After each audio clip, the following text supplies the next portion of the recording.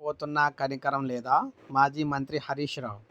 So, మనం చూసుకున్నట్లయితే కాంగ్రెస్ పాలనలో రైతులకు యూరియా, సాగునీరు, విద్యుత్తు, రైతు బంధు అందడం లేదు. చివరకు పండించిన ధాన్యాన్ని అమ్ముకునేందుకు అడుగడుగునా ఇబ్బందులు ఎదురవుతున్నాయి. వడ్ల కుప్పల మీదే అన్నదాతల గుండెలు ఆగిపోతున్నాయని ముఖ్యమంత్రి రేవంత్ రెడ్డి కనికరం లేదా అని చెప్పేసి మాజీ మంత్రి అన్నారు. సో, మొత్తంగా చూసుకున్నట్లయితే ధాన్యం కొనుగోలు కేంద్రాన్ని మాజీ ఎమ్మెల్యే కూసకుంట్ల ప్రభాకర్ రెడ్డితో కలిసి పరిశీలించారనమాట.